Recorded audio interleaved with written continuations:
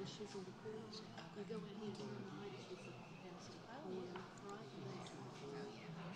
give her one.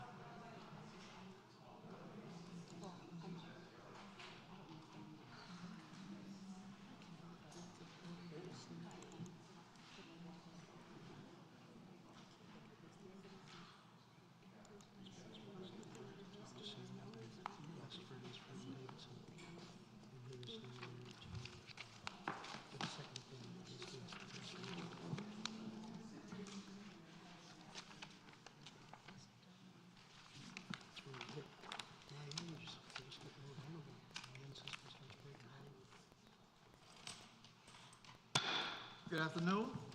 I'd like to welcome everyone to the Zebulon Board of Commissioners regular scheduled meeting for August 7th, 2023. First, we have the Pledge of Allegiance led by Commissioner Laux. Where is it now? Pledge Allegiance to the flag of the United States of America and to the republic for which it stands, one nation, under God, indivisible, with liberty and justice for all. Thank you. Before we have the approval of the agenda, under new business, Chamber of Commerce, membership resolution, John Saffel, the chairman of the chamber, cannot be here tonight. He's under the weather, so he asked that we will pull this from the agenda until our next meeting. Our next board meeting? Next, Okay. yeah, regular scheduled meeting. Okay.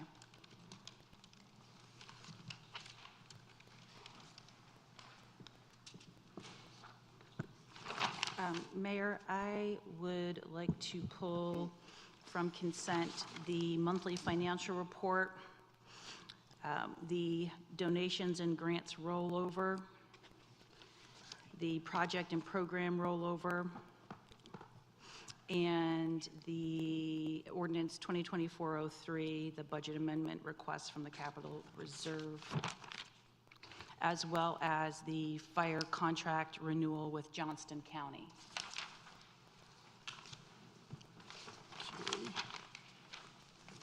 All those will go under new business. Is there a motion to approve the agenda? I move we approve the agenda as amended. Second. We have a motion and a second. Discussion? All in favor? Agenda is approved. Recognition. Ms. Creech.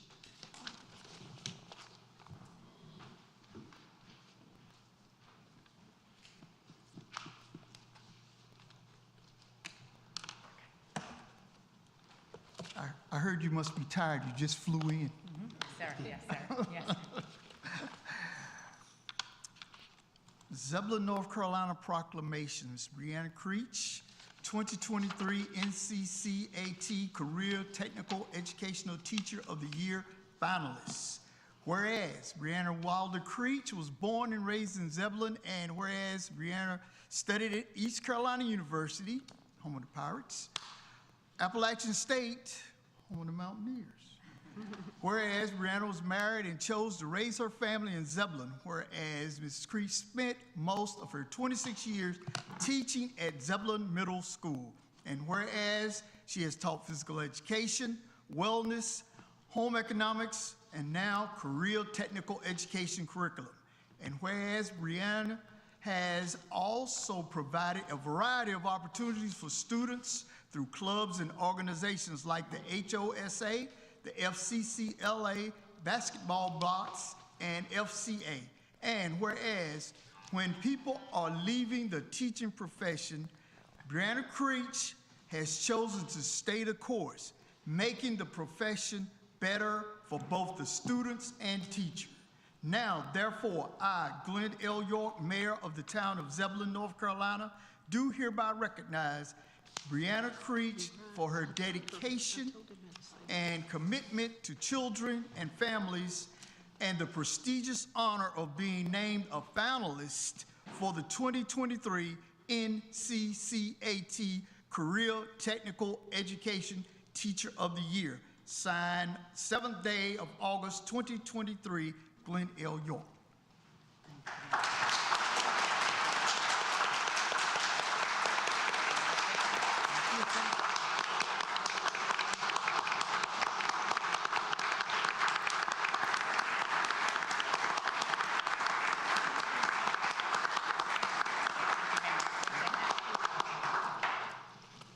Thank you for all you do, Barnan.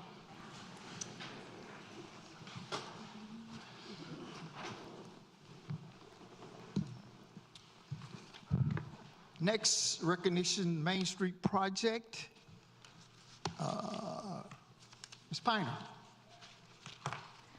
Mr. Mayor, members of the board, thank you so much for allowing us to come before you today. I was a little disappointed when I woke up with a cold and had to wear a mask today. At the same time, it allowed me a chance to reflect on where the Main Street program has come. We launched this program with virtual meetings during the heat of COVID. So I will take a cold and a mask today because of all the barriers that we've had along the way, and we've made it. We have made it, so I'm excited, even though I'm wearing a mask. On a much brighter note, we have gathered this evening to celebrate the partnership between the North Carolina Department of Commerce, the North Carolina Main Street Program, and the town's designation as the North Carolina Main Street Community. As part of a highly competitive process, the town was selected as a Downtown Associate Community and kicked off its first virtual meeting in January of 2021.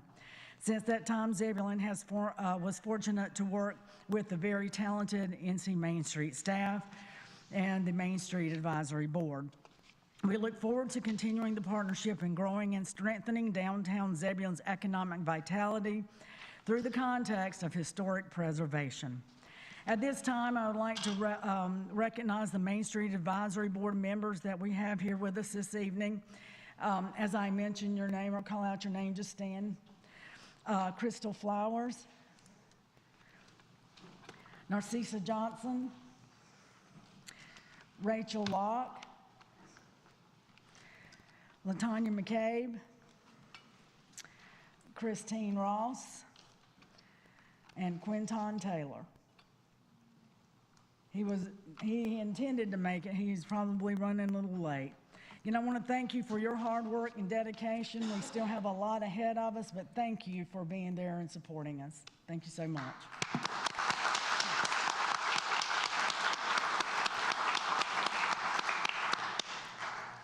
We're very honored to have with us two members from the North Carolina Department of Commerce this evening. The Department of Commerce, without them, without their support, without those that are a part of the Main Street program, we would not be here and where we are today. I would like to introduce Ms. Naomi Riley. She is with the North Carolina Main Street program. She is the Main Street coordinator for downtown services. And Mr. Kenny Flowers. He is Assistant Secretary of Rural Economic Development. Welcome. Thank you so much. Thank you, Teresa, and thank you, members of the commission. Mayor York, it's great to be in Zebulon tonight. We are always excited to really highlight the wonderful partnerships that we have around our division and with our communities across this state, and nothing is more exciting for us than to bring new members into our Main Street community family. Teresa and committee, great work that you did getting us here. We know it takes a lot of work, and we know that the work is just beginning in terms of leveraging those resources and opportunities that you have here in Zebulon to make that a wonderful foray into the Main Street program. We are part of the National Main Street program, one of the states that has, I think, one of the top programs in the country. Naomi and I would say, you know, without being a little bit, you know, let's just say too confident, we think we have the best Main Street program in the country, and we're glad to have you as a part of that this time. I believe, and we believe strongly, that leveraging our main streets and our downtown districts are a key element of community and economic development. We award hundreds of millions of dollars each year to rural communities for projects that support neighborhoods, infrastructure, housing, but nothing, to me, is more important than the engagement that we see at the community level, leveraging our downtown districts in support of the communities that we hold so dear. That partnership is special, and we're so excited to have you as a part of that community right now. Naomi Riley, who's here with me, and Liz Parham, who's the program director, are certainly big pieces of that puzzle. But again, nothing is more important than those relationships and those partnerships that we build with you. To see you championing your community, moving forward in a way that we know will make a difference, makes us proud. And we are excited, again, to bring you into the fold tonight. So, Mayor, if you are able to come down and spend a second with us, we want to formally designate Zebulon as a Main Street community, and we're excited about that. And I'll just read. The state of North Carolina is pleased to designate the town of Zebulon as a North Carolina Main Street community. This certificate attests that your city was selected by the Department of Commerce, North Carolina Main Street and Rural Planning Center as a participant in the North Carolina Main Street program for downtown revitalization. So on behalf of Governor Roy Cooper and Secretary Michelle Baker Sanders, we welcome you to the Main Street program, and we're excited to have you as our new partners. Thank you so much. Thank you so much.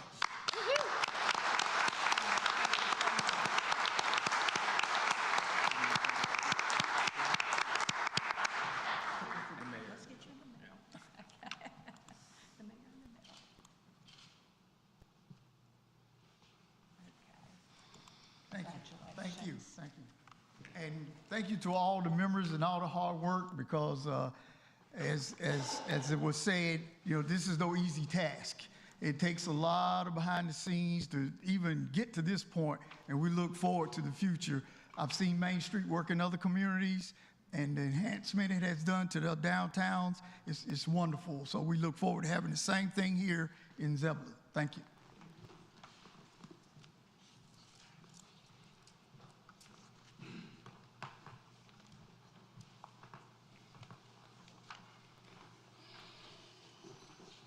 Next, we have public comment.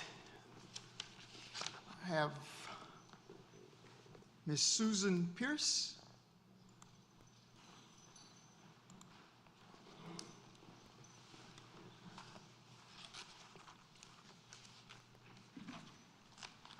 Hello, my name is Susan Pierce. I live at 434 Rogers Road, and I serve on the board of the Zebulon Downtown Arts Council.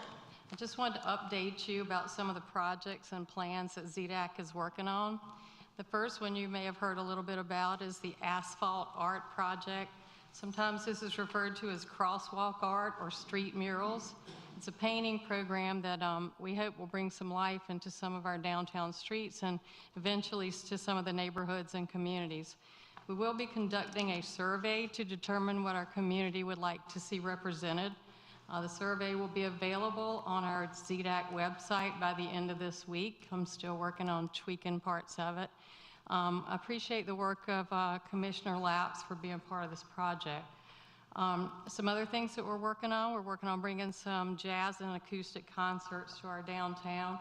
We love the Rock the Block series, but we would like to see some unplugged types of programs. Downtown. We are long-term working on a juried photography exhibition. We'd like to have a photography show for adult photographers, which will be judged and shared with the public. And we're hoping this will be a far-reaching program. But to save the best for the last, we're excited to announce that we'll be receiving a $40,000 State Employees Credit Union Foundation grant.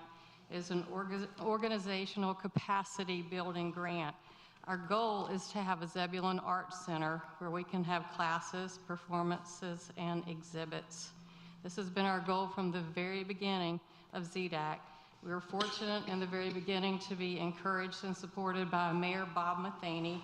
We also received help with the organization and planning parts from our manager, Joe Moore, during the days when we were first getting started. ZDAC is a 501c3 nonprofit arts council. We do meet the third Thursday of every month at 5:45 at the Chamber of Commerce building.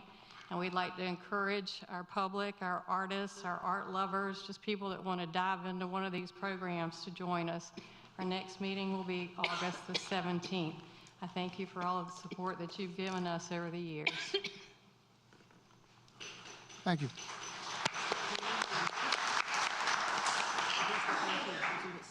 Next, Dallas Pierce.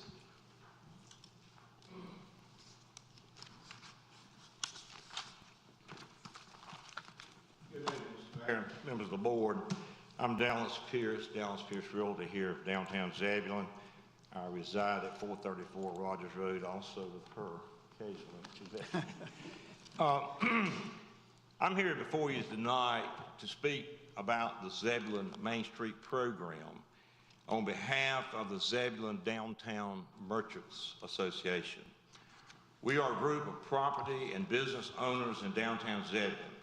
We are advocates for the vibrant downtown Zebulon community. We appreciate the work that the town staff has put forth and secured acceptance by the North Carolina Department of Commerce and Main Street, North Carolina. We are extremely excited about the Main Street program and all the opportunities now available through state and federal funding. Recently, the town established 10 priorities in the comprehensive land use plan. This is our guiding document for the continual vibrancy and planning of Zebulon. Several priorities established are, in this document, number 5, fortify a resilient economic and tax base. Number 6, secure new and renewed partnerships. Number 7, steer downtown momentum. Number 8, protect and reinforce character. And number 10 of this comprehensive plan is think big, but share costs wisely. We believe that the downtown business community is vital to the success of these priorities and should be active participants in the conversation and decisions. However, the current makeup of the Downtown Development Association has a lack of significant representation from downtown business and property owners. This is a concern for our association and members of our community. While we believe that all citizens should be welcome to serve on this board, it would be appropriate to have individuals with vested interest, whether in property or business, constituting significant proportion of the board. Downtown business and property owners are most directly impacted by decisions and policies that will be created by the Main Street program. They are also the ones that can and will be the biggest champions for a healthy, vibrant, and successful downtown Zebulon Main Street program. We respectfully ask that you consider expanding the Main Street Board to include business and property owners. Thank you.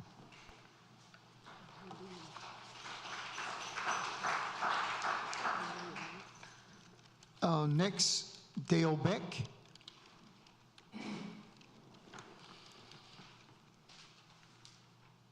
I don't know about following Dallas, but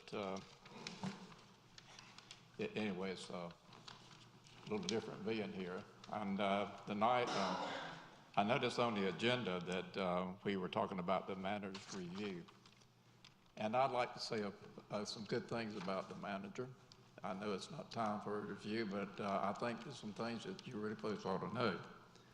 And Dallas was just talking about the downtown and the Main Street. I can tell you, I was on the board for 29 years, and we did very little for the town of Zebulon until Joe Moore became the town manager.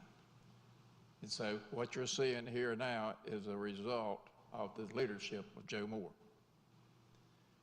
When you look out at the subdivisions around, you see the different subdivisions we had. When we first started that, we had to worry about the quasi-judicial hearings that we had where we really had very little control. And so therefore, you can see some of the subdivisions we have, we probably made some mistakes with them. But he initiated the UDO, where the builders know and the developers know what they can do and what they cannot do. So there's so many things that I think he's done. The Main Street, the the staff, we have an excellent staff. So when you start thinking about review and thinking about what to do, you've got to remember that this is an extremely important time in the development of Zebulon. We've got good leadership. Let's make sure we keep it. Thank you very much.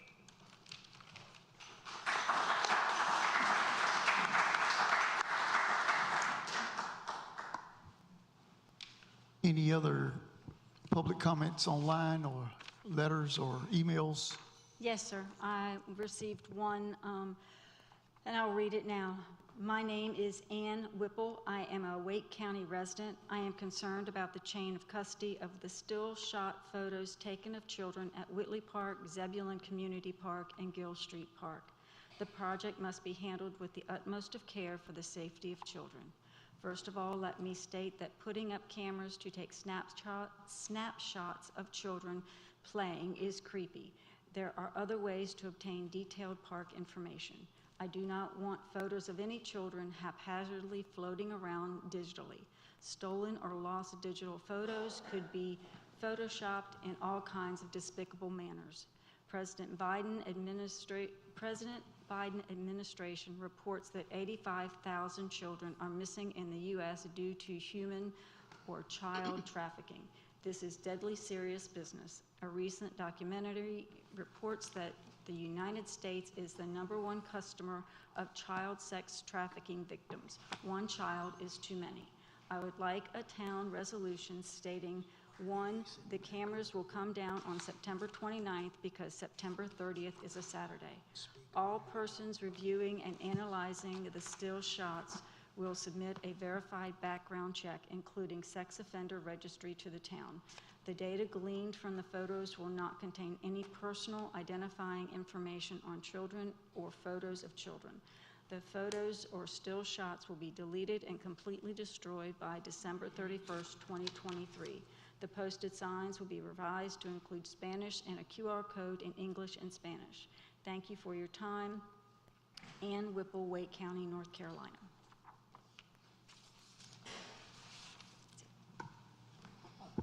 Saw someone in the back that wanted to, I will allow it.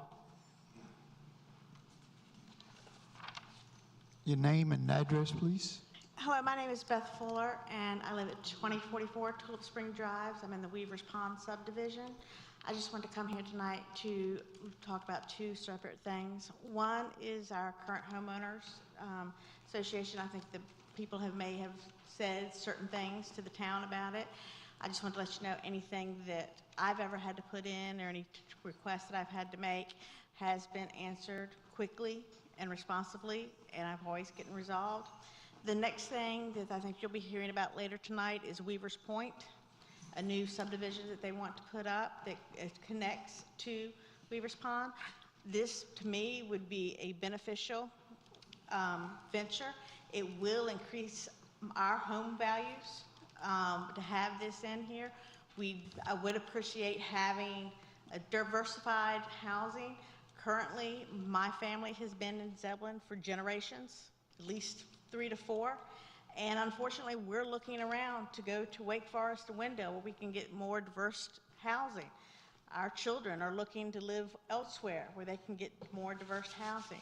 This is tax dollars and generations that have been in this town and made some type of contribution that will be leaving.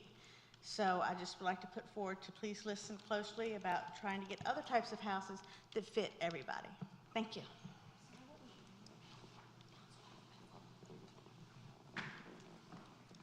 Thank you.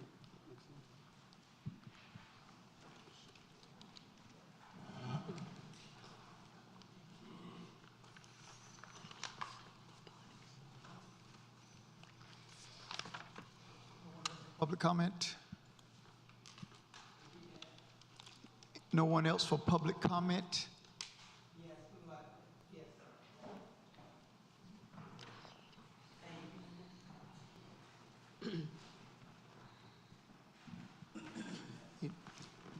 This podium, please. Oh.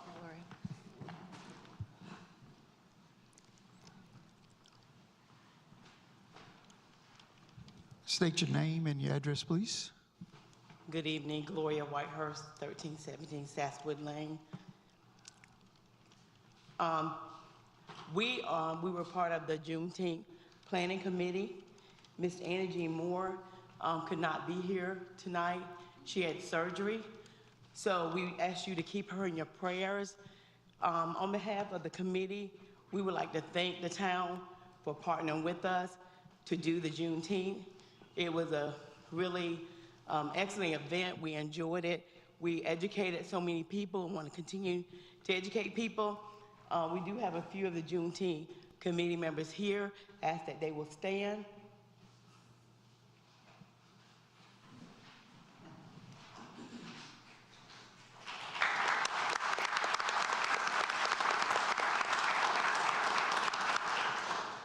We want to take the opportunity to recognize Sheila.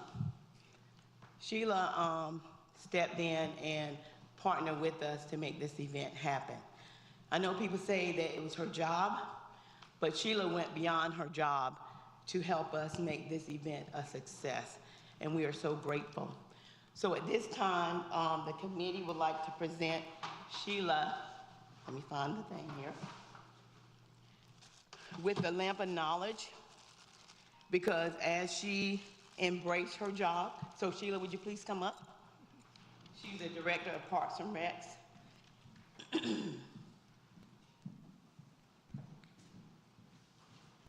And I know she don't like recognition, but we want to say thank you because Sheila has stepped into her role and she has embraced all citizens. I think she's really working hard to help us not only live here, play here. Some of us don't work here, but we do live and play here. So, but Sheila has just embraced that. And so this book is talking about the diversity of our community. It's just a little picture with diverse hands because it's going to take all of us working together to make Zebulon the place we want it to be so that we can all live, work, play here. But Sheila, thank you as well as, I'll put it back in the bag. Thank you as well as your staff for doing an excellent job.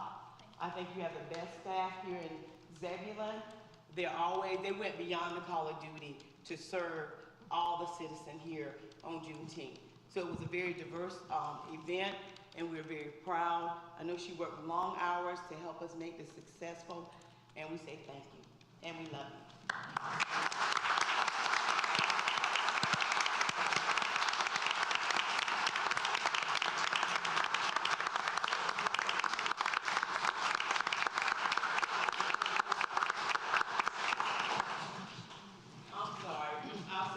Thank our chief of police for her excellent staff for making it happen because we were worried about safety and security and all of that, and they did a wonderful job. So thank you for your staff. Thank you to you and your staff for making this event very successful and safe.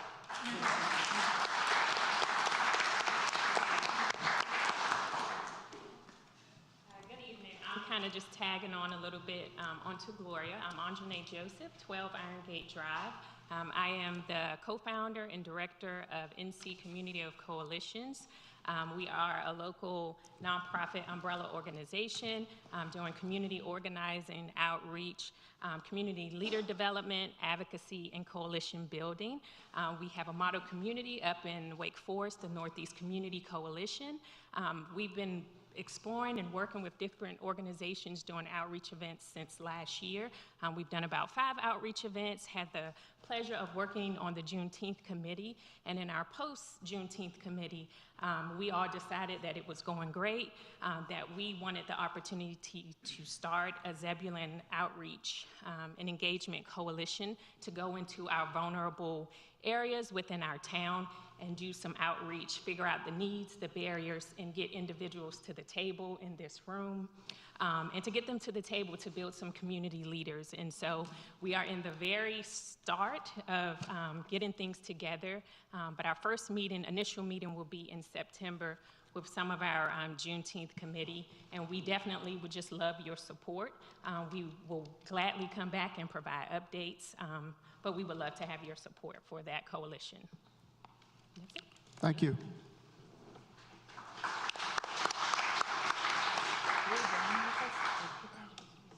They don't know the process. They've never done it, so I guess. I'm Jim Black from 3309 Felton Place, Raleigh, North Carolina. I'd like to speak just a moment about the property which we will consider for the Wall Purdy development. And I'll try to do this in 3 minutes.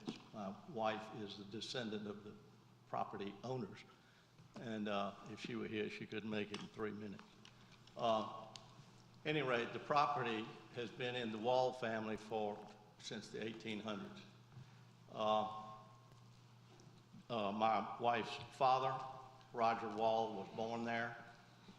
His family gave the park in Wendell, the Ashley Wall Park, the window to the church in Wendell. They've had some ties here. My father-in-law passed away in 1980, and I took over managing the farm. This was the family farm. And what we've tried to do is to get enough revenue off of the property to pay the taxes and the insurance. And we do that by renting the property out, plant, and by growing trees. And so that's what we've done for many, many years. My wife is 78 years old. Her sister is 84 years old. Her other sister is 76-year-old, and her oldest sister, who was 85, just passed away a few months ago. We had been trying to sell this property to the developers, who happen to be local developers. We'd been called upon by many potential purchasers. These were the ones that were local and the ones that were willing to pay for it. Plus, they already abut the property. So we were trying to get some money for these girls, these elderly ladies and their families, and we hope that you'll consider this. There is a strong connection to this property. Some years ago, as you well know, they rezoned the property because it was in the watershed for the Rollsville Reservoir that has now been canceled, but the zoning hasn't changed. So this is the only property really that is developable at this point in time. So at any rate, thank you for your time. Thank you.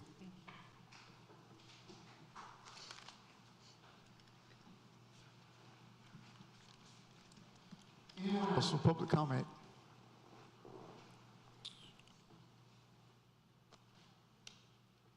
Hearing none, now we'll close the public comment and ask for approval of the consent agenda. Make a motion to approve consent as amended. We have a motion. We need a second. Second. Thank you, Commissioner Harrison. Discussion? All in favor? Motion passes.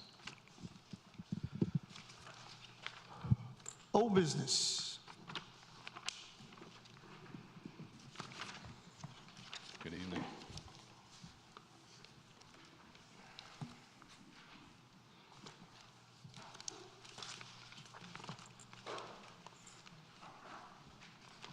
All right. Good evening, members of the board and the mayor. Before we get started, part of our job as planning staff, we'd like to educate the city, kind of talk through this process a little bit and give an overview of the annexation and zoning process before we get into the old business. Yeah, can you turn this microphone on? Thank you. All right, I'll try to talk a little bit more into the mic and see if that helps. In dealing with annexations, the first thing to think about is the definition of an annexation. The annexation is the incorporation of a new territory into the existing municipality.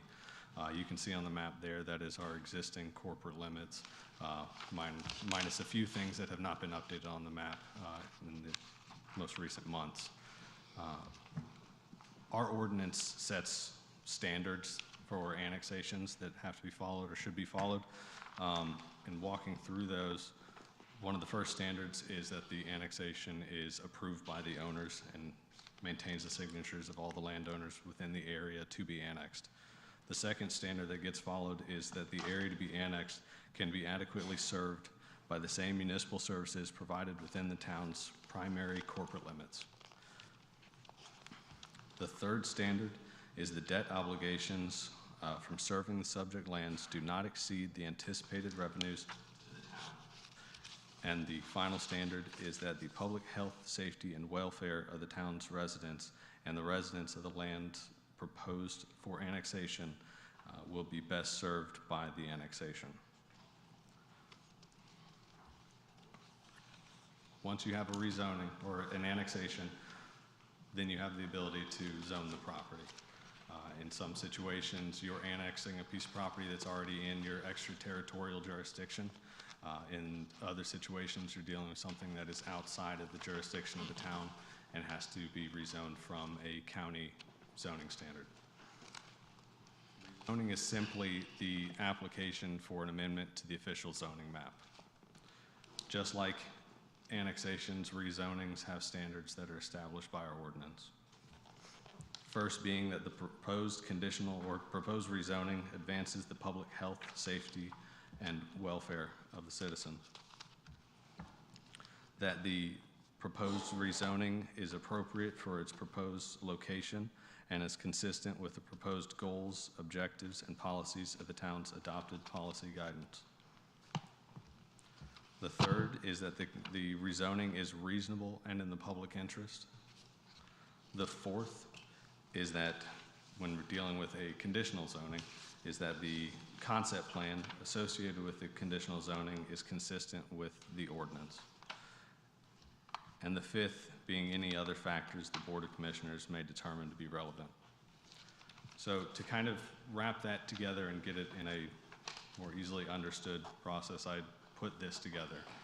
So when we're dealing with an annexation petition for something that is outside of our jurisdiction, we have to walk through first the annexation petition.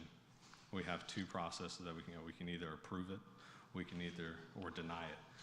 If it's denied, you see it hits a stop sign. It's done. We don't move forward. If approved, we can go through the rezoning petition, and then you have a few options there.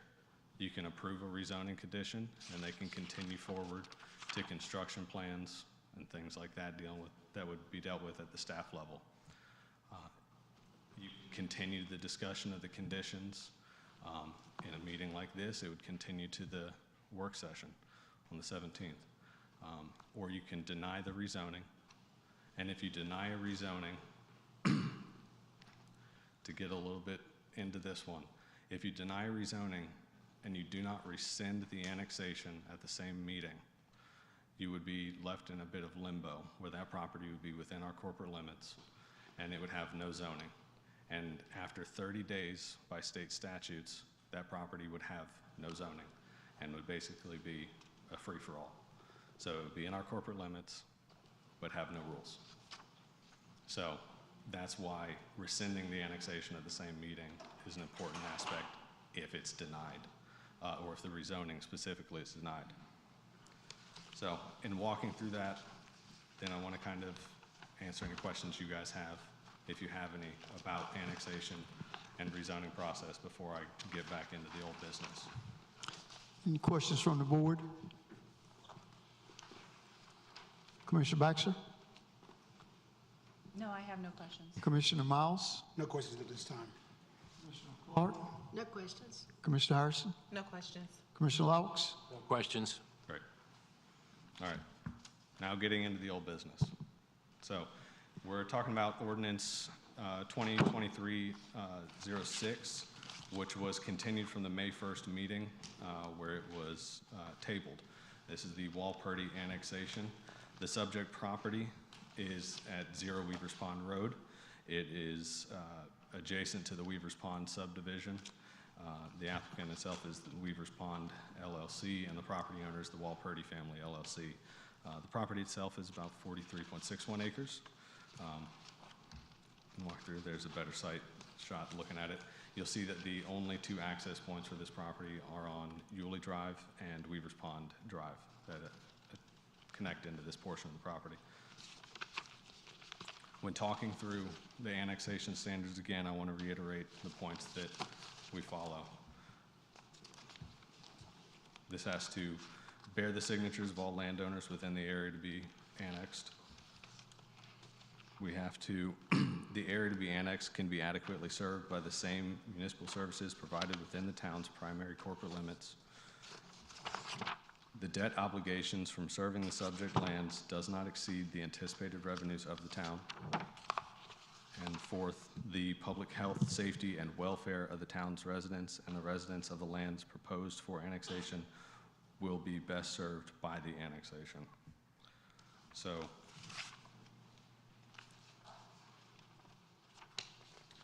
before we get into anything else, I'll step back here really quick. Annexation petition. We're moving forward. If you have any questions for me, I'd be happy to answer them. Any questions from the board? No. So, in looking through this, we're talking about our staff recommendation. Staff recommends approval of the proposed annexation and adoption of ordinance 2024-06 if the board finds that the standards of the sections that we've gone through are met. So, again, that's where we are. So, I have one quick question. Commissioner Miles? Could you remind me what the planning board decision was on that? Could you?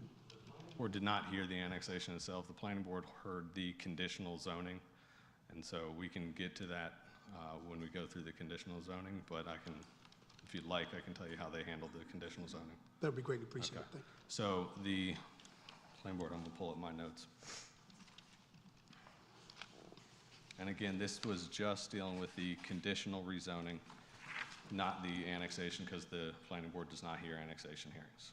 Thank you. The planning board Can we recommends. actually Yeah. just deal with one item at a time, please? And can we do the annexation first and Absolutely. vote on that before we get to the rezoning? I think that that would be a little bit more helpful, but I do want to make sure that Commissioner Miles's question is answered. Yeah, I will make sure to, just to reiterate, for planning board recommendation for the conditional zoning only, and we'll go back. The conditional zoning was voted 4-3, recommended denial, and they felt that that did not meet standard 3 of the rezoning standards, which we can go back to when we get to that point, but we can specifically talk about the annexation right now before we get into more detail about the rezoning.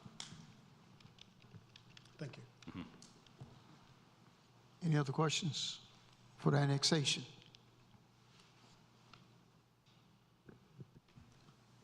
Is there a motion?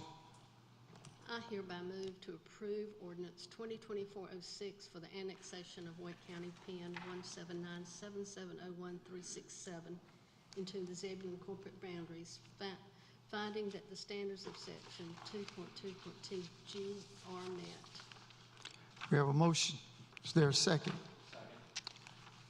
Thank you, Commissioner Laux. Discussion.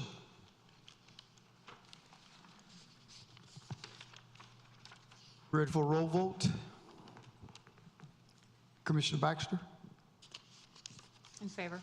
Commissioner Miles? Not in favor. Commissioner Clark? Favor? Commissioner Harrison? Deny. Commissioner Laux? In favor? Motion passes 3-2. We'll continue on to the conditional rezoning and walk through that. Similar to the annexation, this was originally heard on May 1st and continued. The property is the same as the annexation. It's the Weavers Pond Development Company LLC is the applicant. The property owner is the Walpurdy Family LLC at 0 Weavers Pond Drive at 43.61 acres, and it is currently zoned R40 Wake County. So the applicant is proposing residential neighborhood conditional R4C with some listed conditions, but we'll get into that in a minute. Looking at the plan. So again, this is a conditional rezoning from Wake County R40W to R4C. You guys annexed the property in the last motion, and this is for a single-family residential development of 87 lots. The concept plan you can see before you has a number of different things. It is connecting to the two stub streets that are part of the Weaver's Pond subdivision existing on Weaver's Pond Drive and Yule Drive. You'll also notice let's see if I can point out here. It's not going to work for me. You'll notice right here is a connection to the existing greenway that is within the Weaver's Pond subdivision. Towards the north side of the property, you'll see where they have their amenity site, some mail kiosk areas as well, and street trees throughout following the standards of the ordinance. The property, the proposed concept plan shows 2 units per acre. Like I said, connection to Weaver's Pond Drive and Eula Drive. So I'm going to walk through their conditions that they've proposed. These conditions, the developer can talk about in a little bit more elaboration later, but the intent of these conditions is to make the subdivision itself a more pedestrian-friendly subdivision, pulling vehicles away from the street and encourage more neighbor-to-neighbor interaction while providing a space for residents to socialize. The first of the conditions is that they will be following the residential design guidelines of section 5.2 of the UDO. These are the minimum standards that the board has established that they'd like to see in neighborhoods for their architectural guidelines. This is something that they are proposing to meet and then go above and beyond those. They will be proposing a minimum 2-car garage with doors and windows and carriage hardware. This allows residents to park up to 2 vehicles in the garage, which encourages visitor parking to occur in the driveway rather than the street, which allows for emergency vehicles to pass through more easily. They're also proposing a minimum of 20% of the homes to have side-loaded garages. This moves vehicles away from the front of the homes, providing a more pedestrian-friendly street front and encourage walking and moving around without having a vehicle be the primary form of transportation. They're also proposing a minimum 20% of the homes to have wraparound front porches. Wraparound front porches and large porches provide a place for residents to gather and interact with neighbors, the neighbors passing by while they walk, and developing a sense of community where people can look out for one another and look out for their neighbor. Some additional architectural conditions that they'll be doing is recessing the garage doors behind the front plane of the home. Similar to the previous conditions, not only does this design feature move the cars away from the street, it actually pulls the home forward and pulls the front door forward. Again, decreasing the auto-dominant aesthetic of the neighborhood.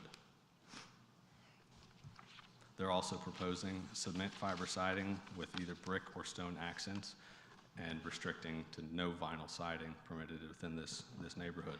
Could I interrupt you for just a second? Absolutely. I'm assuming that these are just UDO requirements. These are their conditions that are above and beyond what our UDO requires. Oh, I was unaware that we allowed vinyl siding. The state does not allow us to have any conditions on the architectural materials of single-family residential as part of the, actually it's a few different things, case law and a few other things, but we're not allowed to have those regulations. But if an applicant is to propose those as part of a plan development, conditional zoning, or something along those lines, then we can hold it as a zoning regulation and a condition of the zoning. So it's not something that we can directly have in our ordinance. Okay, thank you. Okay. So dealing with cement fiber siding, one of the big benefits of that, just to note, is that siding is a more costly building material, which elevates the quality and cost of the homes. It also is non-combustible, and if you drive around in some neighborhoods, you often see warped siding and things like that from reflections from windows on some of the homes, and that is a result of just hot sun, North Carolina heat, hitting and hitting vinyl siding, which obviously vinyl siding is a combustible material, and if heated and melted to a point, it does have the ability to light on fire. So cement fiber siding is also a safety aspect. So rear patios and decks, they'll be proposing a rear patio deck, a minimum of 100 square feet. North Carolina Building Code only requires about a 3x3 square as a landing from exiting any door. This is obviously above and beyond that. It also is something that a lot of new homeowners typically are doing. The first thing they move in, they want to improve their backyard. This allows for a more turnkey backyard for a lot of people, and encourages a gathering space for new residents and their neighbors. Some of the other conditions in talking about turnkey is sodding the entire yard, that they're proposing to include those conditions. This is, making sure new homeowners don't have projects that they have to deal with and trying to keep grass up, dealing from seed, that's obviously helpful for new homeowners. What you saw on the site plan is a number of different amenities, including a dog park, walking trails, and open space, all maintained by the HOA. That's another condition, part of their site plan. They are also proposing to limit the number of rental homes to a maximum of 10%. And in talking about what the town has the ability to regulate, this is something that in most situations we would not be able to regulate, but because they are making it a condition of the rezoning, we can make it a zoning issue because they would not be meeting the rezoning conditions. So it's not something that we can go after the individual property owners, but if this minimum standard of 10% of homes being rental is not met, then it becomes a zoning violation on the HOA. And I will point out that the HOA for this, if I'm not mistaken, is not the same HOA. It'll be a separate HOA from the Weaver's Pond subdivision. This will be a Weaver's Point HOA. Yeah. So in talking through a lot of that, I want to reiterate the standards of the ordinance. We're talking about the proposed conditional rezoning has to advance the public health, safety, and welfare. It has to, is appropriate for its proposed location and is consistent with the proposed goals, objectives, and policies of the town's adopted policy guidance. It is reasonable and in the public interest. It has a concept plan associated with conditional rezoning, and is consistent with the ordinance. And then any other factors that the board deems appropriate. In getting to Commissioner Miles' question, going back to this, the planning board recommended recommended denial at a 4-3 vote, not meeting standard 3, due to my understanding that it did not connect to the Farrell's Meadow Road to the north.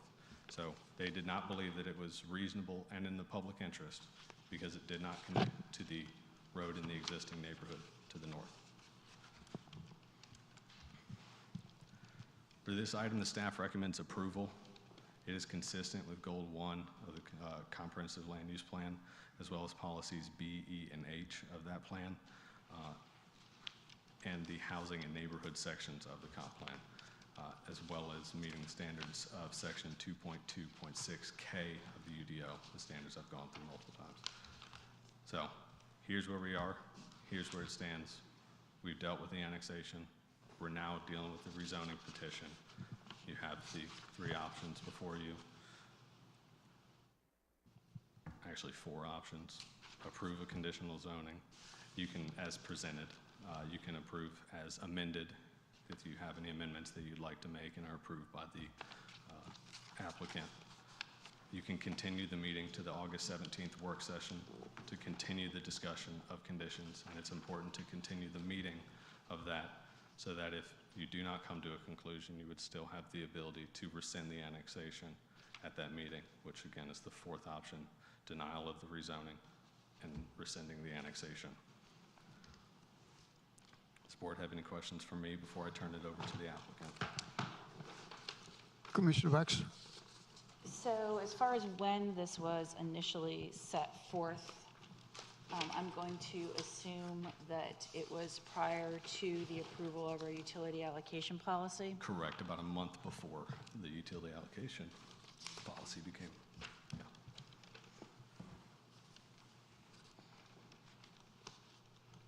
Any other questions from the board? Comments? Commissioner Miles? One for me is from the advocate. What did they do to address? I know we had quite a few concerns when they came before us initially. What did it address that traffic volume on Sage Tree? Can you have So the?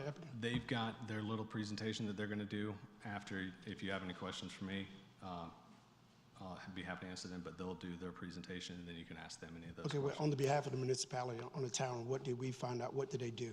We could, as far as the traffic volume. Turn it to them of what they want to talk about, what they were able to address.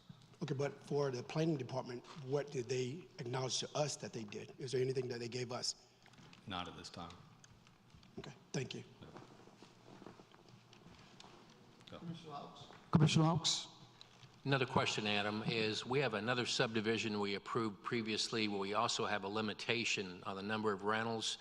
I've never really got a clear answer on exactly how we're going to track that and who tracks it, the HOA or the town, and then how frequently do you track it? Is it monitored annually, every 5 years, every month? Tracking what again? Sorry. There's a limit of 10% that can be rented. That would be up to the HOA to maintain, and then if it became an issue and we were informed of it, then it would be the potential for becoming a zoning violation with the town. But there's not a set time frame of them providing us any documentation or anything like that. Are you done? Go ahead. That was actually the same question that I had as well. So it will be, we would appreciate having some kind of clarity for ourselves and for the citizens as to how they plan to regulate and know who are in rental properties versus who are homeowners. Because I think that what we're seeing in a lot of our neighborhoods that are coming up now is that they're being taken over by rental properties, which is is okay, but we want to know how this particular neighborhood and this particular HOA will be regulating it, and we would like to see how spelled out how they're going to regulate and know who's in rental properties. I think it would be a good opportunity when the applicant comes up to propose that as a condition to be amended, and we can, whatever works for you as far as whether it's 6 months, annually, something along those lines, but making sure it's a addition to the existing condition, and that it's part of this conditional rezoning. That way it's something that we can, as staff, can regulate. So. I recognize Town Attorney Eric Verner. Here. Just to bring a little clarity for these questions, the declaration of covenants, known as the restrictive covenants, will include a limitation on leasing. And the declaration of covenants or the bylaws and rules and regulation of the association will impose an application process for anyone who wants to lease in the neighborhood. This is a general rule. I'm not sure what this particular group has in mind. And the association keeps track of how many rental units there are and whether or not they're above or below the 10%. Sometimes there's a waiting list for folks that want to rent that can't because they've already exceeded the 10%. Other conditions of leasing also apply. For example, some neighborhoods will have a minimum of a 12-month leasing agreement, and they have to submit a copy of their form of lease together with the application. They also make sure that the new tenants are aware of the covenants and rules and regulations that the neighborhood has. So those are some of the ways that associations handle leasing restrictions. How this group will do it, obviously it'll be up to them, but it's pretty standard fare. Thank you, Eric. Any other questions from the board? Yes, Mayor. Commissioner Baxter? So just so that I'm understanding this correctly, you said that the HOA would be fined if they went above the number of rentals, but then a couple of sentences later, you said it's up to the HOA to report if they're over the number of rentals or in violation. Is that correct? Did I understand that correctly? Mix of things, and I may need to clarify my second statement. The HOA would receive a zoning violation, and we kind of go through the process. It starts generally with a warning to try to address it before going immediately to fining. But as far as whether or not the HOA would report it, if it became an issue and we were made aware, somebody wanted to make an anonymous report that they believed that there was too many rental homes in the neighborhood, we as staff would investigate by contacting the HOA, having them provide a report of the number of rental units. If it exceeded that 10%, we would then move it to a zoning violation and walk through that process with them. So the HOA is going to make a report to the town about the number of rentals unless there is someone who comes up and wants to anonymously report, and then they could be fined or there could be some kind of action from the town against the HOA. It would be the HOA's responsibility to, because of the zoning conditions, to provide accurate information on whether or not they meet the 10% standard. And so if we are to ask them for that and to clarify the conditional, that condition of this rezoning, they would be providing that information to us and we would move forward. So yes, it is reliant on them providing us that information. Okay, thank you. And Mr. Mayor, if I could, I'm happy to provide some clarity on this point if you would like it, just because we have updated the condition with respect to the percent. It's 0%. So That's what I thought I received. There won't be a single renter in this community, and that's going to be enforced just like the regulations associated with fences and things along those lines. So there will be no renters in this particular community, and that's something that they see is going to be an asset to the buyers of homes in there. So I just wanted to clarify. I know it's not my time to speak. I just wanted you all to be aware that that's what the conditions are as of today. And Adam, you may have missed that in our most recent submittal. Thank you. Yeah, we don't have that in our packet right now as one of the conditions. No. Do you guys have paper copies of that? Those conditions? I read it in the email that was sent to us, but it did not carry over to our packet tonight.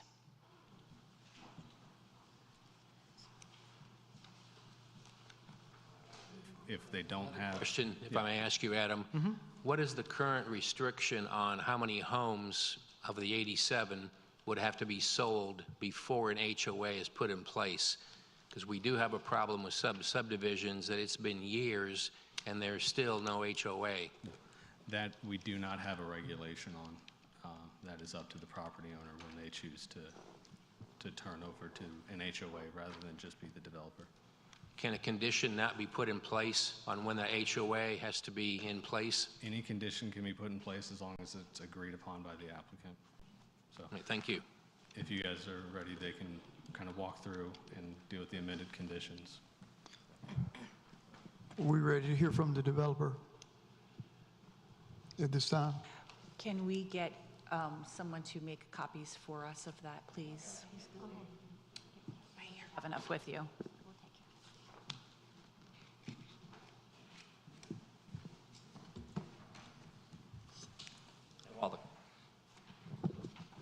Hi, good evening, Mayor, members of the Commission. Jason Barron with Morningstar Law Group here on behalf of the applicant. As the clerk passes those out again, with respect to this rental condition, you'll note that condition 20 in the packet, which is on that second page, says homeowners association will not allow any rental homes. This restriction shall be recorded in the HOA covenants, conditions, and restrictions. So that's something that will be required in the covenants that are recorded. And again, it's something that they believe that people who are buying homes in this community will view as an asset to this community, and that's knowing that they will be owner-occupied and not renter-occupied. It also resolves concerns and questions associated with enforcement specifically, because this HOA will certainly be incentivized to make sure that there aren't renters consistent with that provision. So I just wanted to clarify that particular point. I have a few comments I'd like to make related to the big picture zoning case, and want to talk a little bit about the role of the staff as well as the UDO, and touch on some of the architectural questions that you had and some of the architectural conditions that were raised by the staff and Adam in his presentation. Then I'm going to hand it over to Gray to talk a little bit about some of the questions that you all had after your last meeting that he's got further information on that you should have received an email on. But I do want to let you know that, this case has been going on for an extended period of time. And that is a direct reflection of the great degree that your staff has gone to make sure that when this project was ready to move forward, it was the type of residential community that this town has said you want to see. And that's, the density reduced significantly during the process associated with this case. Lot sizes has been increased. The conditions that we have associated with this community, I don't do a ton of work in the town of Zebulon, but I do plenty of research associated with what goes on here. It's as robust, if not the most robust set of architectural conditions as well as community building conditions that I've seen in a project, especially of this size. We're talking 43 acres and 2 units to the acre. And again, that's a credit to the staff and the hard work they put in. It's also a credit to the UDO.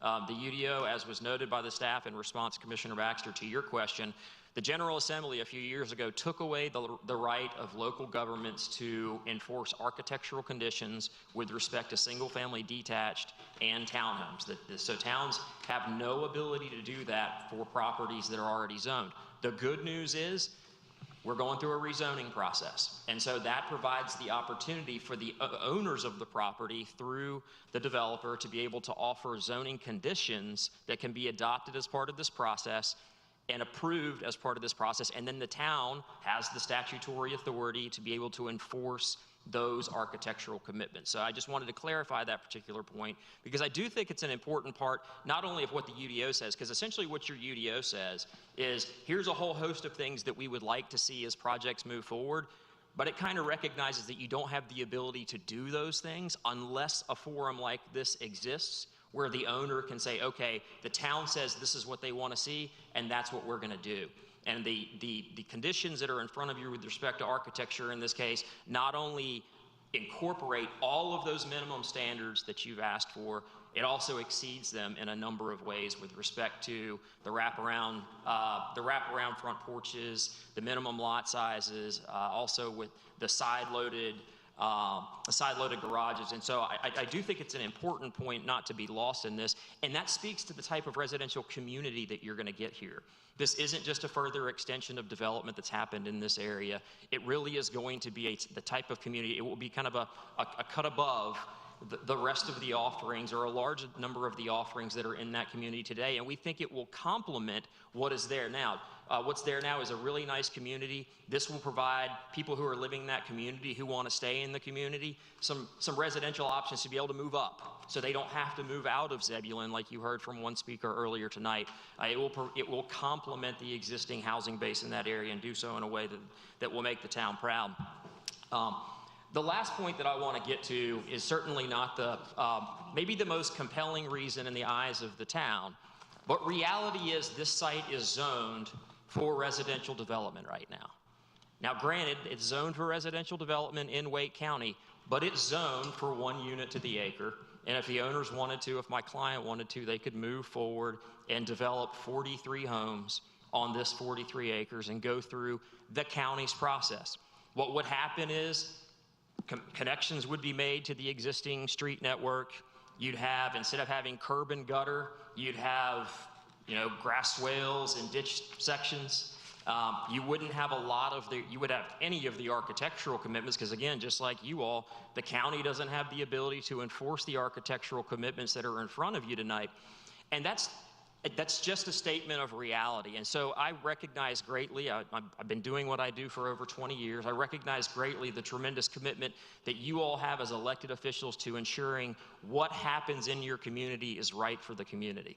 And I respect each of you for your willingness to volunteer your time in order to see that happens. We believe strongly that the community that's proposed before you tonight is the type of community that's going to make you proud. It's going to be built by people who've been building in this area for 15 years. They're going to continue to grow the offerings in there. And we would prefer, my client would very much prefer to have this property annexed into the town, to do those curb and gutter sections, to pay the town taxes for the reality is the traffic that's going to be generated by this development, whether it's in the county or whether it's in the town, it's going to be using the same street network that's there. The town will be bearing the burden of traffic that comes out of this community. We think it makes a lot of sense for us. It makes a lot of sense for the town to see that that traffic burden is offset by taxes that would come to you all as part of the annexation and rezoning for this site. And we would like for the opportunity to be able to do that. With that said, I'm going to hand it off to Mr. Berry to talk briefly about some updates associated with questions that you all had at the last meeting. Thank you. Thank you, Jason. Good evening, Mr. Mayor, Commissioners. It's good to see you all again. It's been a while. We've been going through this for quite some time. My name is Gray Berry. If you didn't know, I'm representative of Weavers Pond Development Company. If y'all don't mind, I'll kind of just monologue for a little bit, and then I'm happy to answer any questions that y'all may have. But just kind of to piggyback on what Jason said, big picture, and especially Mr. Beck, who I know served on the board for many years, when he praised Joe Moore and the staff here at Zebulon. I know there's been some questions about housing diversity and the quality of houses we're proposing. I would like to really encourage you all to trust the staff and the professionals that you all employ to make these decisions. I think the fact that we've got Michael Clark and his staff in support of this project really says a lot about the quality. You know, as y'all know, Michael, he's not going to support a project that he doesn't believe in or does not think meets the qualities and standards that the town of Zebulon is trying to see. So kind of beyond that, just a lot of the issues that were raised in the May 1st public hearing, we have been actively working on. The first one I would like to discuss is the HOA in Weavers Pond, and I know there's been concerns brought up about that. Ms. Fuller, who you heard speak in the public comment portion, is actually one of the members of our newly formed advisory board. So we have 7 members on that board. They're all residents of Weavers Pond. We've had an initial meeting with them to kind of give them the overview of the process, and then there will be more meetings in person going through the community to help train them on what it will look like as we transition to a resident-run homeowners association. We did hold an informational meeting for Weavers Pond on July 12th. It was in a webinar format, and I know some people might not love that format because it doesn't allow direct resident involvement, but we did allow for ample opportunity to get questions in, any questions, comments, or concerns that the residents had, and we would answer them prior to that webinar. We also had a portion at the end where we allowed any resident to kind of shoot from the hip with a question, comment, or concern, and you know, we think it went really well. We got some positive feedback in the Q&A section of the webinar, and we had about 60 residents turn out at the peak. And one of the reasons we chose to do the webinar is because there are still some COVID concerns about big in-person gatherings from the state's office, and we took that advice from the management company. We also took the advice from the management company about participation. And we were told, and I believe, that when you hold these in-person meetings, you know, people have busy lives. They can't always make it in person. So we had 60 residents at the peak of the meeting. Everyone didn't stay the whole time. But I think had we held an in-person HOA meeting, we maybe would have gotten half of that. The management company we use runs a lot of HOAs across the area, and she says sometimes it's hard to even have a forum or a quorum, excuse me, when they hold in-person meetings. So that just give you all that information to kind of give you some of the thinking behind the decisions we made. But like I said, we did make an advisory board. There's 7 residents. You know, we've given you all of the violations and citations that the management company has issued since, I believe, the beginning of last year. We do the best we can. I think Ms. Fuller spoke to that whenever she's reached out to the management company, she gets quick and responsive action. So we are trying in this new community. It would be a different HOA. It'd be less residents. So, you know, like I said, 60 attended a online informational meeting out of 600 plus or minus. So I think that speaks to the level of concern with the HOA from the residents' point of view.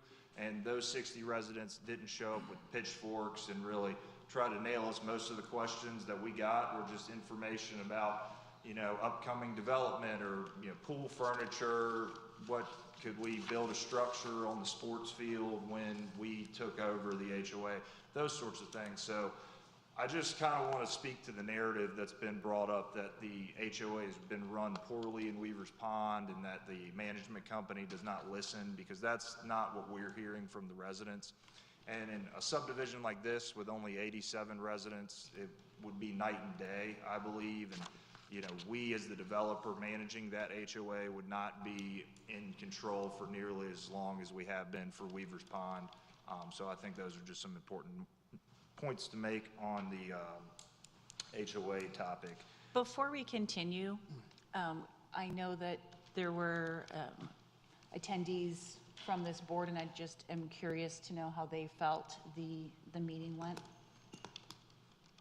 I can speak on my behalf. As far as some of the feedback, I'm still getting negative feedback from the HOA. You're saying you're hearing good things, but they're reaching out to me saying something totally different. So help me understand. They felt like the format where they didn't have the opportunity to speak, it was more kind of like isolated, more of a listening session, informational session, instead of the citizen having the opportunity to speak. And let me please piggyback off of that as a resident of Weaver's Pond, and my family and I have been there for years, and someone who also attended this virtual listening session. I'm so glad that the young lady who spoke earlier has gotten great responses from our HOA. That is wonderful. I share the same sentiments as Commissioner Miles that I have not heard any improved comments as it relates to our HOA. And I also wanted to, you mentioned that, you know, the state recommends continuing to hold virtual meetings and different things like that. But when you have a meeting with 60 residents in its peak, I would think that you would want to get the feedback or you would want to hear, but having it in a webinar form, it handicaps us from being able to ask the questions that we really want to ask in that time. And you said that you gave ample opportunity for people to submit feedback, and I'm very interested to know where those opportunities came from, because as a resident, I didn't receive ample opportunity.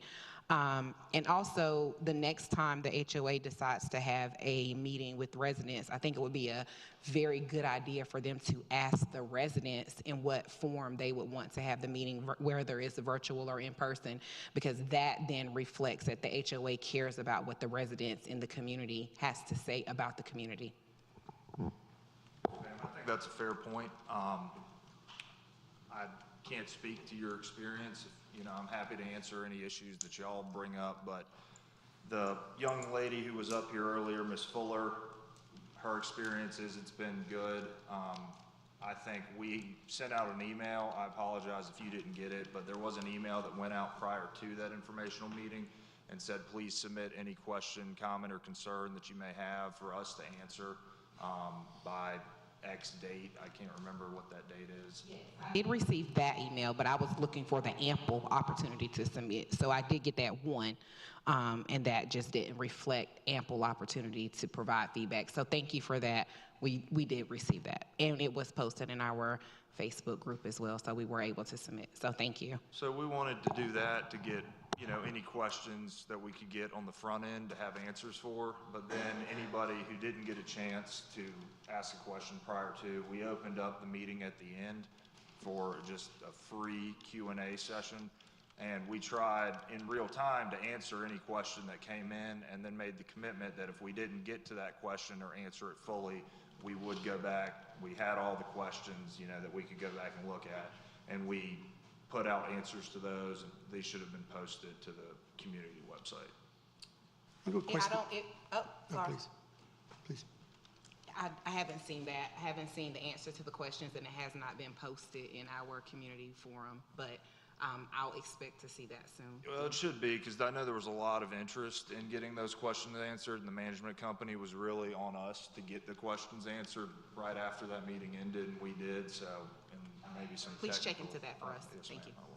What process did you use for your advisory board? I'm getting some feedback from citizens also said they applied, but they never heard anything back. So what process, can you enlighten me on that, please? So it was a voluntary process. We asked the residents to submit a little bio about themselves, how long they've been in Weaver's Pond, why they wanted to serve, and we initially set out in the informational meeting, as I'm sure you heard, we were only going to accept 3 members to this advisory board. So given the interest in it, we upped that number to 7. And, we couldn't take everybody that was interested. We, again, leaned on the management company who interacts with these folks on a more regular basis than we do. And we believe the 7 folks that we chose are, good members of the community. They are not just out looking to cause problems. They really, truly want to benefit and build the community forward. So we kind of relied on that professional service to make those selections, but we did up it from 3 to 7 due to the interest. When you say cause problems, what do you mean by that? Just, there's folks out there that might be looking to make more trouble than make good. I don't know that. I just know there's some people with too much time on their hands potentially. And so we wanted folks that were more focused on making the community a better place to live. So you felt that the citizens' concern was not valid? That's what you're saying? No, sir, that's not what I'm saying. Thank you. I realize that this is a conversation about Weaver's Pond and not Weaver's Point. And I do hope that you understand that our concerns with how the HOA has moved or failed to move forward with Weaver's Pond and the way things have been addressed, and knowing that they're going to be handled by the same type of HOA structure for Weaver's Point, we have some concerns because we want to get this right for our future citizens. Yes, ma'am, I understand that, and I can't speak. I'm only 32 years old. I was still in high school when Weaver's Pond began, so I haven't been through the life of this project. I would hope that my efforts that I've shown over the last 6 months to you all when the HOA issues were brought up, I believe I actively got in and did what I could in a situation, and I would be in charge of this new HOA for Weaver's Point. So, that may be worth what it cost you, but I would hope that just what I've shown to you all since you've brought these issues up would give you a little bit more confidence in the HOA of this new project. Okay. One more. Okay. You stated the final date. Did you get the Weaver Pond citizens a final date for the HOA? I've heard 2 different things. Which one date did we finalize on? Are you talking for when they were to apply for the advisory board? No, that they will receive the HOA, be turned over. Did you give them a finalized date? So the way the covenants currently read, it's 20 years from the date the first lot is sold or when all 100% of all the lots are sold. And we, as the board, have the option to do that sooner. The date we gave in the meeting was probably first quarter of next year. And that's just because given where we're at in the year currently and what we're trying to do not to rush this transition, the holidays make it extremely difficult to try to pull off a transition of this nature. So we wanted to wait until kind of everyone got through the holidays before we started that process. But we did give them the date of the first. So the end of 2024, what you said at the meeting for the HOA is not correct then? I'm sorry? The night of the meeting, you said they would basically turn over around the end of 2024. Is that not correct? No, sir, that's not correct. We'll be transitioning much sooner than that. And just so that we can bring this back around to Weaver's Point, when we are talking about HOA transition, I'm assuming that this is not going to be a 20-year build-out. It's nowhere near as large as Weaver's Pond. How long is it going to be before the HOA, if this rezoning is approved, can the residents expect the HOA to fall onto them instead of the management company? That's tough to say. There's a lot of factors that go into that. Obviously the home sales in Weaver's Pond have gone extremely well as of late. This is a little different product. I don't know if it would move quite as quickly, but I believe, within 5 years at the very most. Is there a percentage, or is the expectation 100% sold?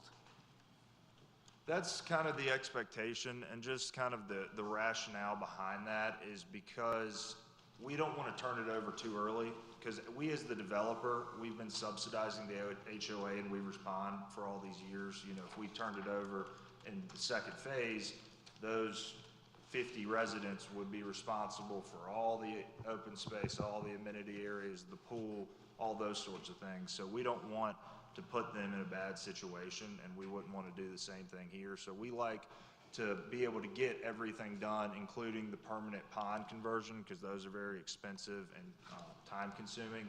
And so when we finally do turn it over, you know, they basically maybe want to go out and get new landscaping contracts, maybe they want a new management company, but they don't have to worry about hiring a subcontractor to do a sediment basin conversion, or, you know, they finding someone to maintain the dog park or whatever the case may be. So we're open if there, you know, some percentage that the board would like to amend to, we would be open to that conversation. But just from our perspective, it's better for all involved to have the community fully built out before the HOA's turned over.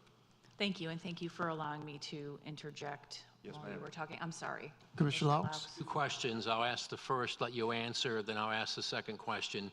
This type of housing is exactly what we're looking for in town as far as lot size and home. You have 20% with a minimum of the side garage with the wraparound porches, which would only be 18 homes out of the 87. Would you be adverse to increasing that to 40%? Because these are nice southern style homes with wraparound porches, exactly what we're looking for. Yeah, so the only issue there is some of the lot sizes. I think we could be amenable to going up on that number. I don't know about 40%, just because I think some of the lot sizes might restrict, and then that might be a conversation we have to get back with Michael and staff about setbacks and those sorts of things. But kind of the number we have right now, we know we have enough lots that would fit those product types.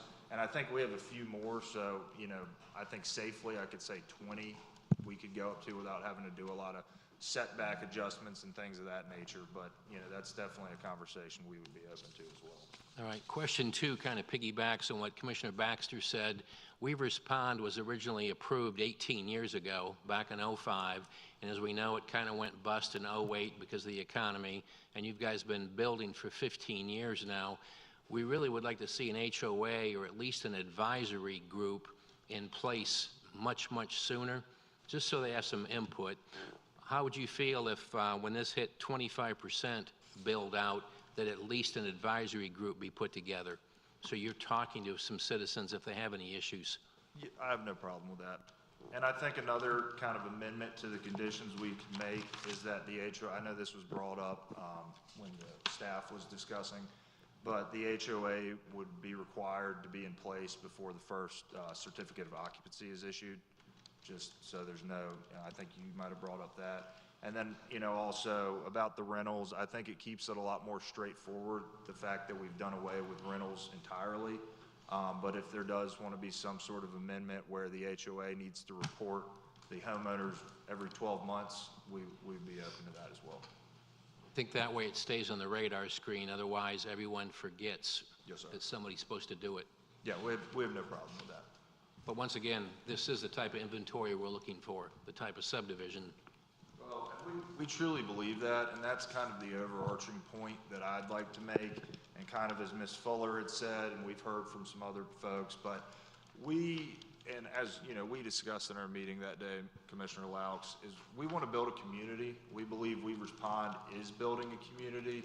They have the food trucks, you know, they have the pool, they do different things to come together, but the reality is that families grow, needs change, and people need more space, they need another bedroom, they need another parking spot in their garage. And so this really truly allows the residents of Weavers Pond, if and when they get to that point, the option to stay in the community, to maintain the friends and the children's friends and the same schools and all of that stuff, but also have their needs met in the form of a variety of housing. Clarification, when do homeowners start paying HOA dues? As soon as they close on the property. Okay, so then we have the old taxation without representation. but I concur there are additional expenses that have to be borne by somebody, but the sooner the HOA is in place, I think the better off we are. And I think we could do it on some sort of sliding scale. I'm fine with the 25% kind of initiation point, but, you know, 25% is not a ton of residents, so maybe it's just one we bring on at 25%, then as it's 52, something of that nature, instead of, you know, having the first 10 homeowners on the advisory board. But, yeah, no problem with that. We can make that amendment. Commissioner Miles? One more quick question about the HOA there. Would there be a mediator between, doing that transition between the residents and the HOA? Is there a mediator between that, kind of like to give representation there, between the two? A mediator? I'm not sure I understand. When they have that transition, the residents are not going to know the information that you have. So someone that potentially is informed that can assist them to ensure that they're getting what they're supposed to get as that transition takes place, if and when it does. Well, every resident is provided with the covenants, conditions, and restrictions when they close on the property, so they have all that information. The management company, and part of the reason we've got the advisory board, is they'll kind of bring them into the fold of all the financials, all the budgets, all the cash flow statements, those things. So they'll, you know, the book will be open for them, and any information they need, it's readily available. Thank you. Also, some of the, you stated that your advisory board has already had a meeting. Some of the feedback that as I walked through there and to talk to some of the citizens, they said that has not happened. Is that correct? I'm not sure about that. I know the meeting was supposed to take place about a week after the selections were made. So I'd have to check on that. But it's upcoming. There are already 3 meetings scheduled. We have someone here. We could ask Yeah. her. Could we ask her? Answer your question. What, the property manager there? No, you asked if they had already had the meeting. Yeah, just The like you young have one lady member is on the here, correct. advisory board. She might can. She answer might that. can address that, being that she's on your advisory board. Thank you. I believe she's left. Oh, okay. Ms. Fuller, I don't think she's with us anymore. Thank you. Yes, sir. Kind of just moving on to some of the other issues. It was brought up about the individual booster pumps in Weaver's Pond specifically, and the same would be had in this. There is a condition added in the zoning conditions that every individual booster pump would be required to be built to the City of Raleigh standard and specs, just to kind of give a little more level of comfort and security. But we did also look into the possibility of adding just a water main booster pump, and you should have received the email transcript, but just for the purposes of this conversation, this is from the senior engineer at the City of Raleigh, Jordan McAdams, and he said we would not allow a booster pump on a public main for a few reasons. It would create a situation where additional easements would be needed, as well as land to place the booster station, as the water line is generally inside the right-of-way under the pavement. If a public water line is meeting state standards, i.e. providing the minimum required pressure, then we would not install a public water line booster pump. But again, I'm hoping that, coupled with the fact that we added that zoning condition about the individual booster pumps, would give y'all some more comfort with that situation. Let's see. So we've done quite a bit of work on the traffic front. I don't know if I'm going to change y'all's minds tonight. I think everyone's kind of got their mind made up whether they believe there's a traffic problem in Weaver's Pond or not. But we've done everything in our power to prove that this subdivision would not adversely affect the surrounding population, the surrounding community, traffic-wise. We have done the numbers. We've done the physical traffic counts. You know, the numbers went down from 2022 to March of 2023. Every single intersection, AM, PM, they've all declined. So we understand the traffic issue. We understand that there's children in Weaver's Pond and there would be more folks on this network, but we truly believe that this would not materially increase the traffic in this area. And then another point, I know Sage Tree's been a hot button topic with the children playing there. And as I've said before, I'm in Weaver's Pond every day, and there are, you know, you got to be careful, but part of that is that the children are playing in the street, and Weaver's Pond provides ample areas to play and recreate and all those sorts of things. So I don't believe that playing in the street is the safest, and I'm not trying to put that back on the parents, but I've seen sidewalk chalk on the asphalt, which when I was a kid growing up, I was told, you know, don't play in the street. So there's nothing we can really do to police that and, you know, tell kids to get out of the street. They can't play there. They can play wherever they want, but we don't believe that we should be punished for that, and everything beyond that. We've done everything in our power to prove that this community would not adversely affect the traffic in that area. Mr. Berry, we are not here trying to punish you or the developer or the development in any way, shape, or form. We're just trying to make sure that we get the right fit for our community. So I hope that we haven't come off as trying to punish you or your efforts in any way, because that is not, I believe, to be what this board is trying to accomplish. We're just trying to accomplish the best for our community.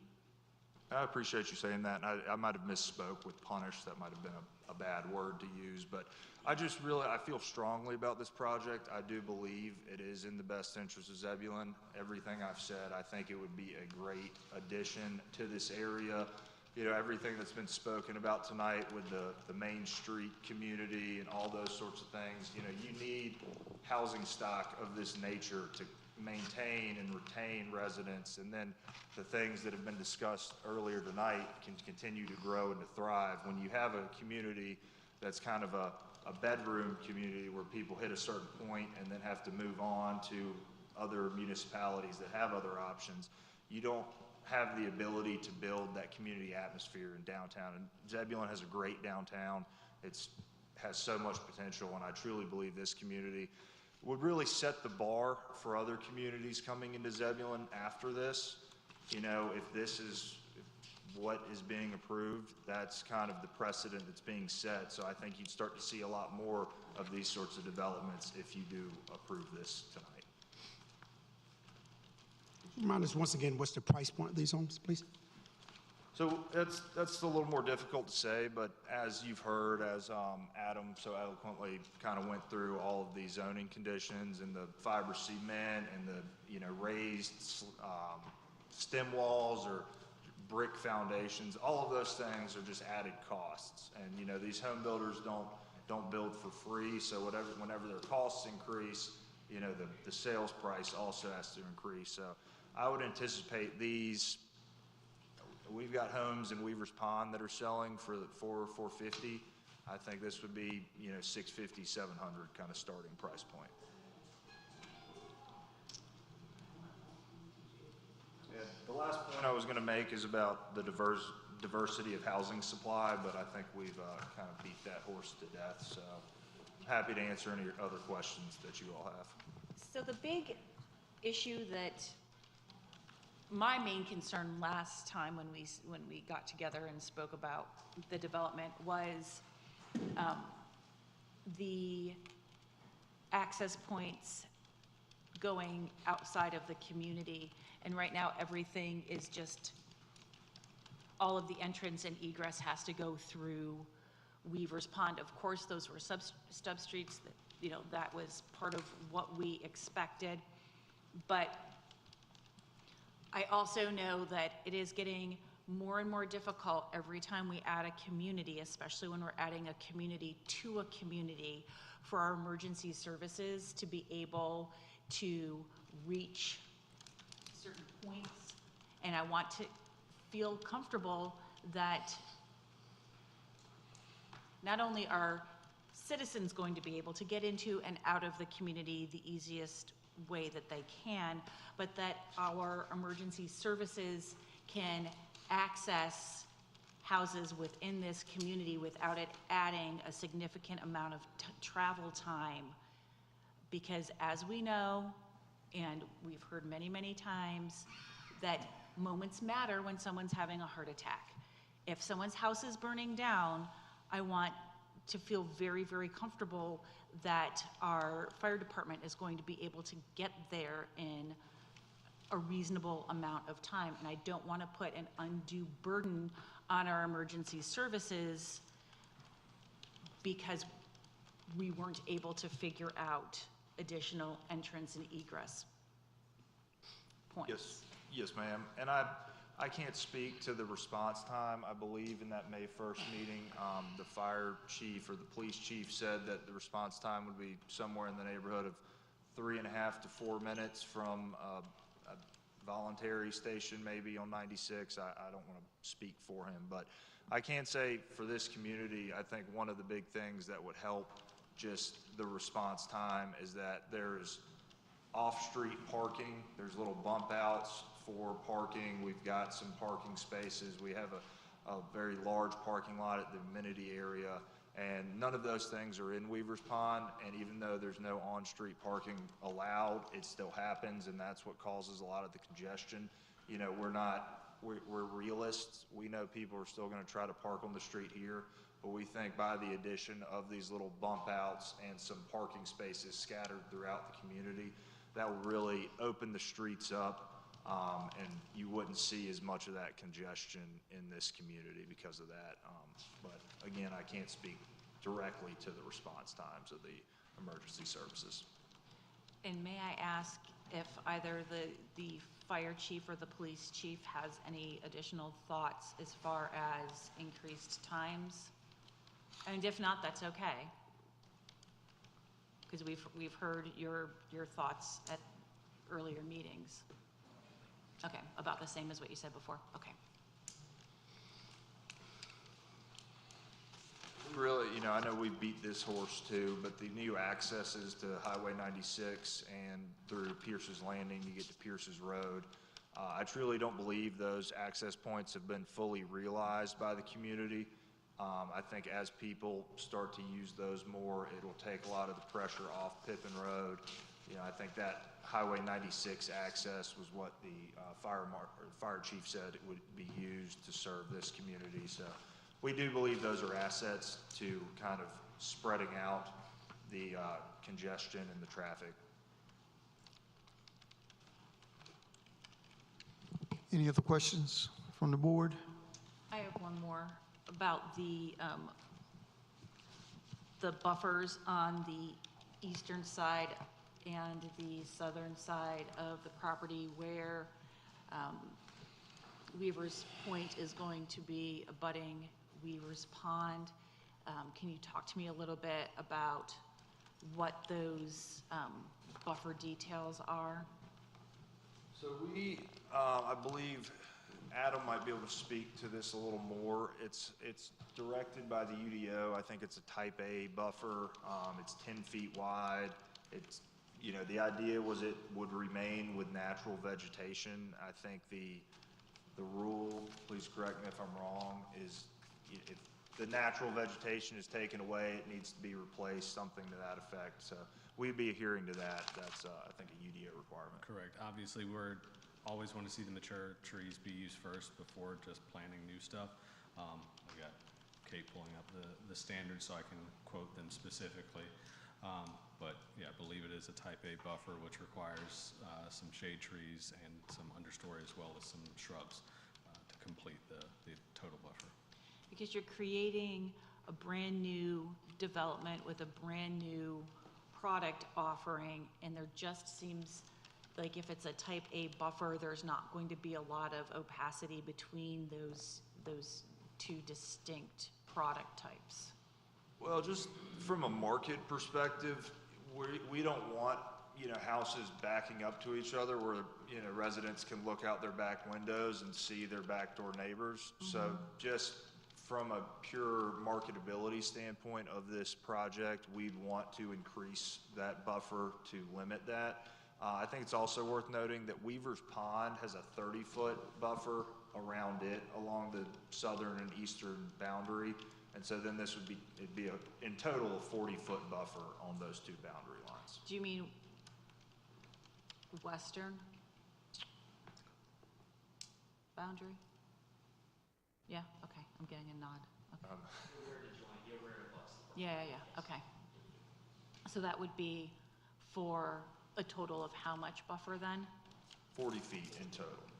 All right, thank you. And again, we would want to landscape it to a point that would give all residents, Weavers Pond and this new subdivision, ample privacy.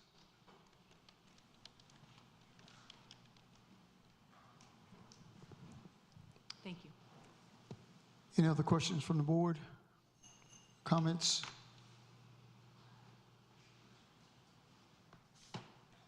Thank you all. Thank you.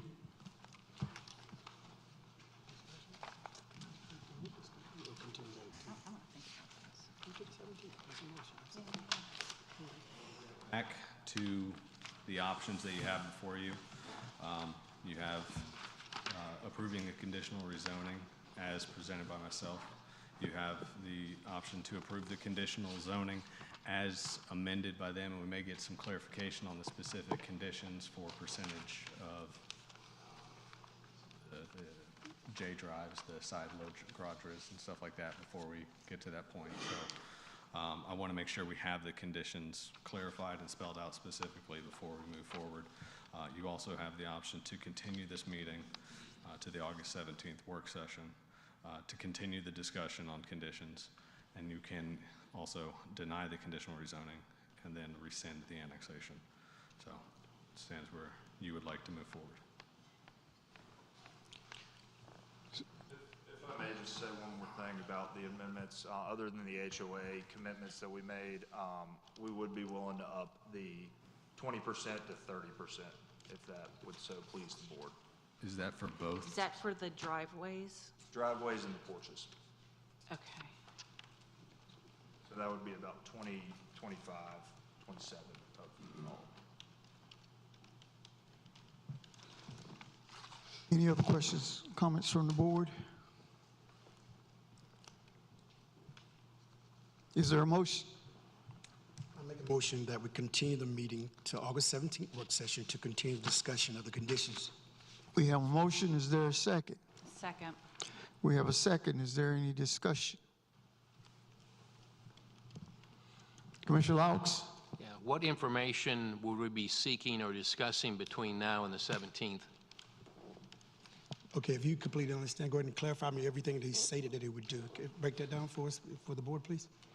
No, I'm just asking if we postpone it until the 17th. Correct. What additional information are we pursuing or do we need? What I want to ensure that we get everything that that we've discussed tonight in the correct manner so that we can move forward when we do make the motion, if it is approved, that we have exactly what the citizens will be getting. Just a thought. Please. In reading the covenants, when it talks about 20% of the homes having a garage or front porch, it doesn't really say the house will have both of those. It can have one or both. So I'm thinking that 20% could easily be moved to 30%, and the lot size is plenty adequate. And then the HOA thing is a concern for all of us.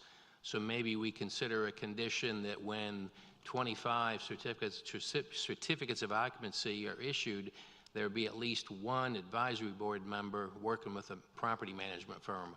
Something so that we trigger that and start that ball rolling. Because I concur with the developer, you don't want 10 people running an HOA when there's only 10 people living there. And I think 25 is a good break point.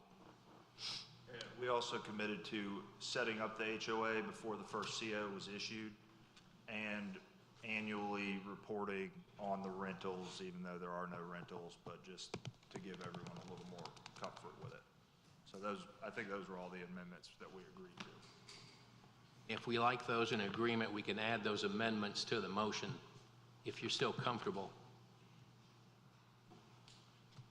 We have a motion on the floor, so I'm still with that. We have a second, so we'll take a roll vote and go from there. I'm sorry, I can't hear I you. said we have a motion on the floor. We'll go ahead and take a roll vote, I guess. And go from there. Unless you want to rescind it. No. Okay, so we have a motion on the floor and a second. Any further discussion? Roll vote. Commissioner Laux? In favor. Commissioner Harrison? For the motion that, okay. Yeah, for the continuing meeting to August 17th to discuss conditions. Oh, denied. Commissioner Clark? Commissioner? I'm sorry, what was? No, I do not approve that. Commissioner Miles? Favor.